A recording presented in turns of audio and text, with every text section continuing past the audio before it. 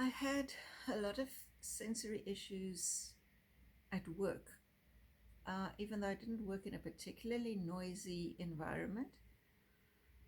But one of the good things that happened was I was working with someone else who had sensory issues too, and who was also neurologically pretty different.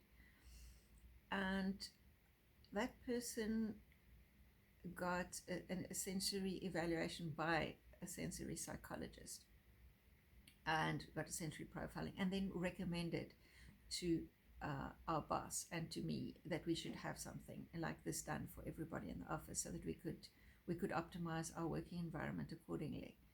And this, in fact, actually, this particular sensory psychologist went on later to specialize in workplace optimization, and particularly in call centers, but also other kind of things, and worked then with a team of people trained under her. So she did a sensory profiling according to her sensory profiling scale for everybody in the office. The boss, this other colleague of mine, for me, for I think there were probably about 4 or 5 of us who were profiled, who were the office workers. And as a result of that profiling, we got very specific recommendations as to what should be done to our work environment. So I should be working in a lot more isolation, and she gave me some things as well that I should do at home. I could get a lava lamp, and this was all before I learned about the role of electrolytes. But what then happened was we had an old trade show stand. It was 3 meters by 3 meters, and it had a kind of lattice with panels, square panels, and I was asked what color I wanted it painted because they would make it into an enclosed, what I later referred to as my thinking capsule. Um, so enclosed office space, because I was alone on the mezzanine, which still had ambient light from elsewhere, and which had noise from the downstairs open plan.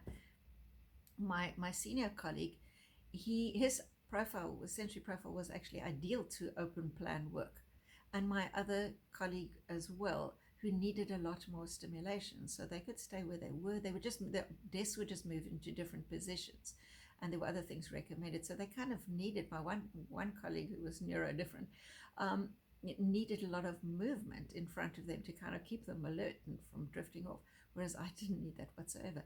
So they took this old trade show stand with it, had a roof, everything, a ceiling, and they painted it like a very pale pink, which was what I said would work for me. It was absolutely wonderful.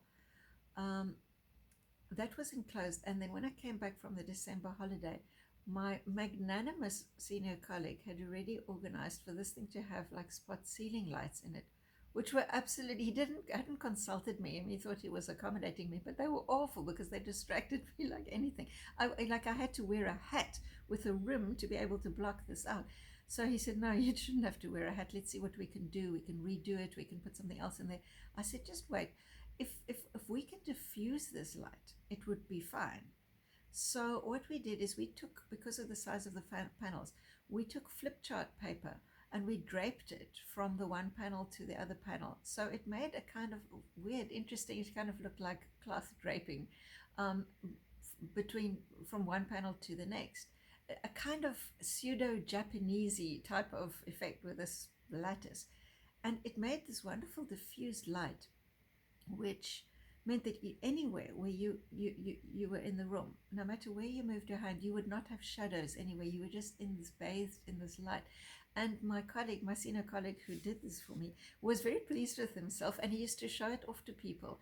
And because we were doing corporate training at the time, and it was about, the training was in project management, but very often that led into choosing the right person for the right role. And we also told them how to identify certain neurodivergent people who were maybe better at scheduling, etc. But he loved showing off my thinking capsule, which was my workspace, as how they'd optimized this environment for me and how it made me effective. And it really, really did. I had far fewer meltdowns. I was actually in a state of extreme anxiety. I was not in a good sensory state. I was not in a good psychological state, but I could be productive in spite of all of that because of how they changed my environment. I could have ended up completely, you know, hospitalized with the kinds of issues that I was having, neurological, neuropsychological issues. But because of the change in the environment, I was able to cope. I was able to work. I was able to even work pretty hard and push myself beyond what was sensible at times because of how they changed the environment. Like if we had to work overtime on a terrible deadline, work into the night, there were times when I was losing speech because I was pushing myself that badly. But I could still go on because of how the environment had been adapted. Getting my earplugs and being able to go into meetings with those. At first, it was my noise cancelling headphones, and so it still had a gadget attached to it. And I would go into the meeting and explain to people, just I've got sensory sensitivity, so I'm going to wear this. These are noise cancelling headphones. It doesn't mean that I'm recording anything. Okay, so let's meet. And, you know, normalizing those things made a big difference. It's when people treat it as like this weird exception and draw attention to it, then you're going to get more anxious. You're going to it's just going to make everything worse. Just normalize the accommodations that people need. Just and don't draw too much. Well, okay, my colleague drawing attention to my workspace, but that was when he wanted to show it off. But in the situation itself, like if you have to wear dark glasses, if you have to wear whatever it is, just explain it and then move on so that you can focus on the subject. Don't draw attention to yourself, just normalize it. Those kinds of things really, really helped. I had to stim often in those days. These days, you don't actually see me stimming all that often. Part of it is also because my stim movements can be stopped or reduced by me drawing in meetings. And so, I mean, my doodling has now turned into an art, and I am an exhibiting artist now as well with my doodle drawings, and I have been placed in competitions, and I've just gone through to a national competition as well, which I hope I'll win. It's got big prize money, and I can become a solo exhibitor through them as well if I win that. But anyway, be that as it may. So doodles help me to not need to stim. Now, I don't have shame over having to stim in public, but I do realize it can be distracting for somebody if you're sitting in a meeting and you are rocking, or if you're in view, when something's moving around, obviously, and also when people don't know why you're rocking, then they're trying to process, or why is this person making the movement? So if you haven't explained in advance that I may need to move because my body requires this, then it could be fine. But if you haven't explained it and then you start rocking in a meeting, so yeah, in those days I used to stim a lot more, and this was my colleague kind of accommodated it, but I think it really did irritate him all the same. Because we were in an online meeting, me and him, and he said, "Why are you looking down?" And I said, "Because I'm drawing." And he really doesn't really have a problem with drawing in meetings, but he really in that moment needed my eye contact. It's like, because he needed the feeling of reassurance that I'm listening, not just my assurance that I'm listening. So I said, "Okay, now I can stop drawing," and then I started rocking. And then he was like, "No, okay, then draw." Okay. So it's not like everything goes totally hunky-dory because I got those accommodations. And still sometimes it's not whatever. But yeah, but I must say I really did get accommodated a lot better than many people that I know. We advised bosses sometimes, like if they're not going to go all the way to build their employee such a lovely space, please allow them to work from the broom cupboard. And we're not being silly or trying to put but if you want a productive colleague, if you want a productive employee, you give them what they need. So we did manage to advocate for many of our customers for people to be able to move them into the empty boardroom to go and do their work there. Many of these kinds of situations, adjustments to offices, what color the employee wanted their wall painted. We did not specify those things. We asked them to ask that employee or how they wanted their office changed so that they could be more productive.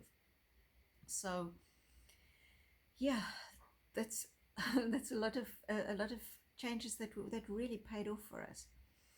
I want to describe an incident though of so we were traveling around and teaching project management in various areas, and there was this one venue that had a really weird sound system. There were various spots in the rooms where the sound from the PA system was just absolutely awful to me. And there were one or two other people who could detect that if they stood in the same spot in the middle of the room. But for most people, they didn't experience this. Um, it was just me. So I experienced with the guys at the venue. I said that this sound system is causing the following problems. Now, I have a disability, and that's why I detect this more than other people do.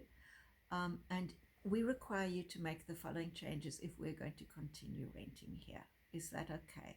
Because of my disability. So, in other words, I didn't tell them everybody experiences. I said, because I'm the lecturer and I need to be, really be able to focus and concentrate, and I can't have this.